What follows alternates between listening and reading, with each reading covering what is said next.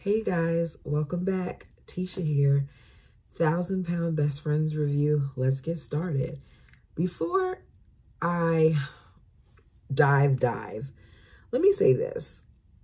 I don't know how I feel about this Tina and Meghan storyline, mainly because I made the mistake last week of looking on Tina's page. I don't even follow Tina, but I went on Tina's page because I wanted to see if she looked like she was losing weight. And in the process of seeing if she looked like she was losing weight, she had up an image of Meghan, basically letting us know that Meghan still lives with her because the date was a current date. It was an image that was taken off of her video. So I feel like part of this is storyline. There may be some truth to it, but because I saw that, I'm getting really annoyed. So if I sound like I'm a little indifferent to Tina and Meghan in that whole situation, that's why. Now, let's get into the review.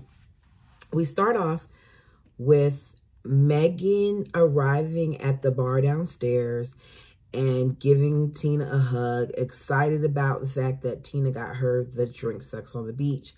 And it's an awkward interaction. Tina looks awkward, to the point where Vanessa is even looking at her like, okay, girl, what's going on? So Tina basically says that she decided that she's not going to tell her that she needs to move out now. She doesn't feel like it's going to be a good time. That she's going to probably do it later on when she gets home. Vanessa agrees. I don't even know why we even had that conversation. We all knew that it wasn't going to happen during this trip. It wouldn't make sense for it to happen during the trip. The next day, we see the ladies go on a pedal pub where they're basically drinking, riding around. I know we've all seen them. Looks like a vehicle, but it's a bike because it has the pedals and the seat, and there's someone that steers it as you pedal. There's no engine. It's all workout and drinking, which is part of the reason why Vanessa says she chose it. She said that she wanted to do this because they could drink and they could exercise, which is kind of smart if you think about it.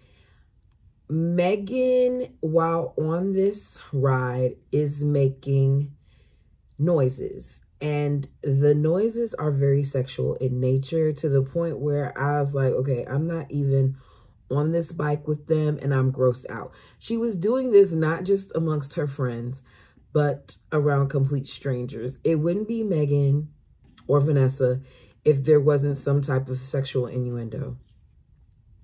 We then see them arrive at their first stop, which is called the Steps of Death or something like that. Basically, they have to go down these stairs in order to get to the bar, and the steps are made out of stone. It's very, very steep. Everyone goes with the exception of Vanessa, because Vanessa says that she's terrified and she feels like she'll be off balance because of her roles. Excuse me, I did not mean to yawn right there, but it just so happens it's at the right point, because I don't want it to turn into a thing where Vanessa allows the extra skin to hold her back. I'm not saying that I don't blame her, because I've never been in her position. But I feel like we've heard on more than one occasion now about how she's not going to do something because the roles. So you need to find something in between time. Get some advice from your doctor as to what to do, because I feel like she could have went. Meghan even gave her some advice. She may have needed someone on the other side of her to just like kind of steady her or something like that. But I kind of wish that she would have tried a little bit more. The ladies go down and get the drinks. Vanessa tells one of them to get her something that's low in calories. They all come back. Ashley's the first one to come to the top of the steps, and she has her drink as well as Vanessa's drink. Meghan is the last one. She takes her time, but she gets up there. We see them get back, ride off, and then the scene returns with them at the hotel, the ladies, dancing in lingerie.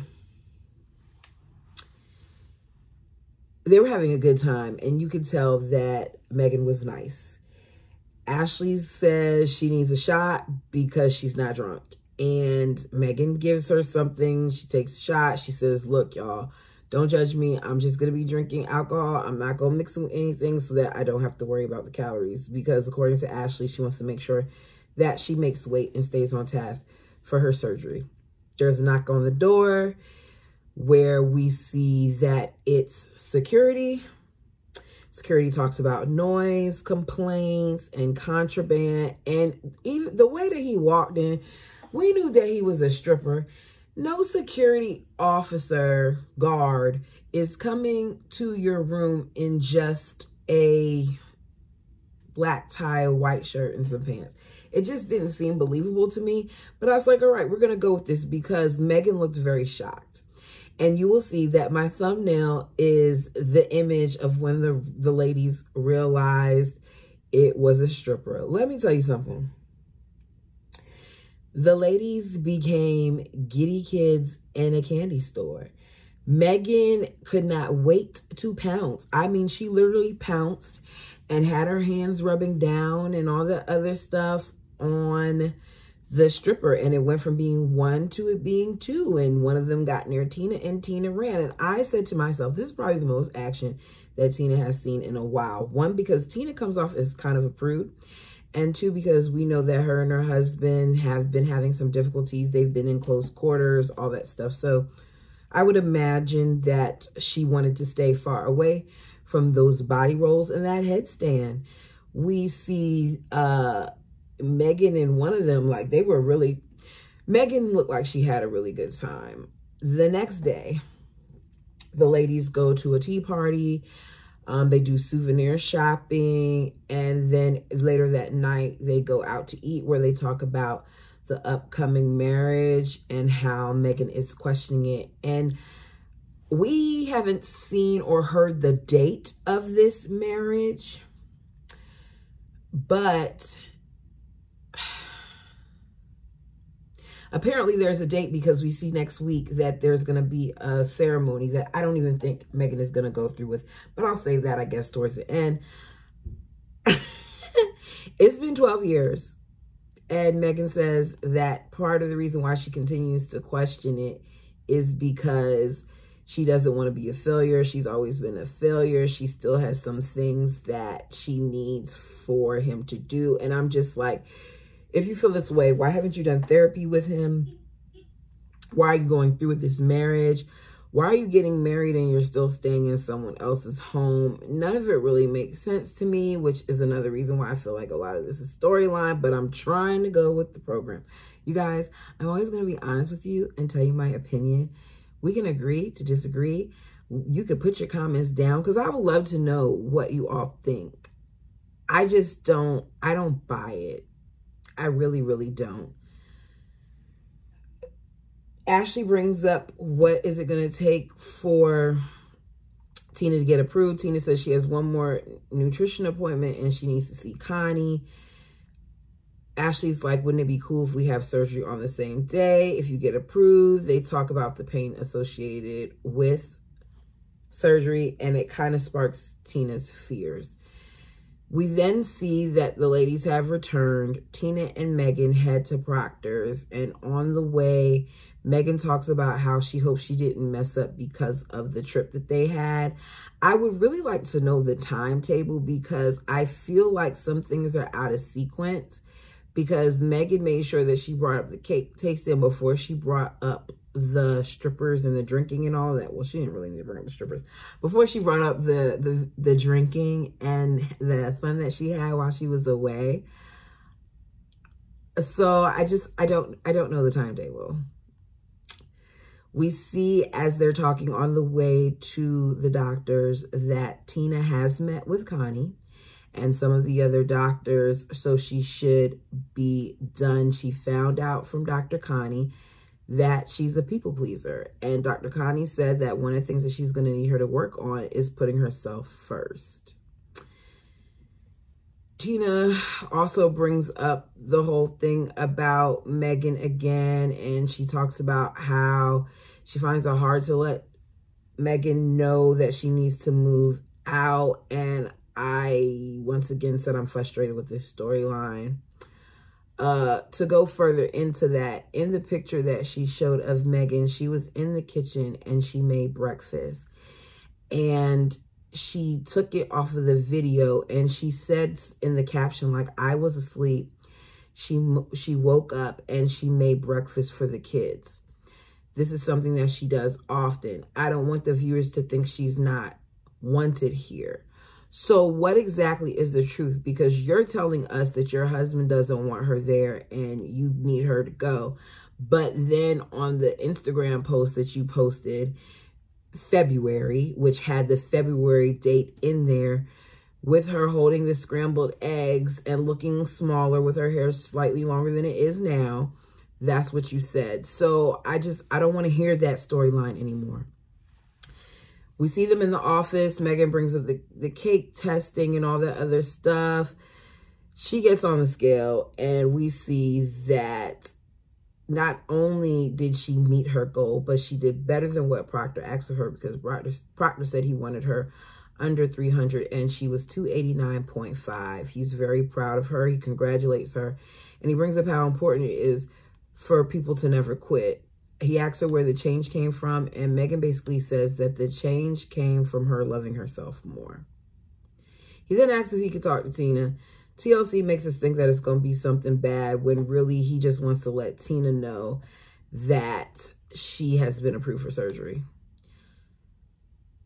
Tina says she can't wait to tell Ashley. We find out that Tina and Ashley are going to have their surgery on the same day, because we see Ashley getting in the car with her mom and her sisters. And she says that one of the things she's looking forward to is when she's done in recovery, she'll see Tina, because Tina's surgery is right after hers. Her mom and sister ask if she's going to be a big girl this time. She's like, what do you mean by big girl this time? And she's like, are you going to make sure that you don't whine?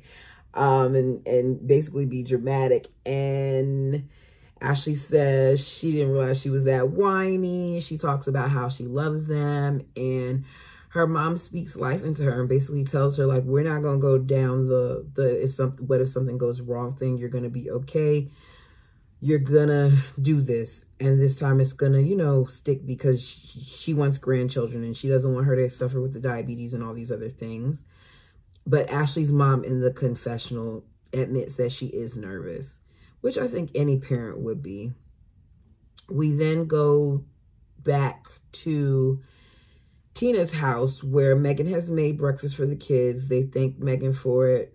Johnny asks Meghan to please go let Tina know, even though the bedroom is right next to the kitchen, that they're going to be leaving shortly. Meghan goes in the room to check on Tina. Tina's sitting there having anxiety and saying that she doesn't want to do surgery. Tina says that there's no guarantees. Her husband yells out, we gotta go. Tina sits there and says that most of the time there's a 1% chance that something can go wrong, and she's the 1%. And I feel like, part of me feels like she may not do it. But then part of me wonders if Vanessa coming over and talking to her next week is going to change her mind. Overall, this was an okay episode. I'm going to be honest.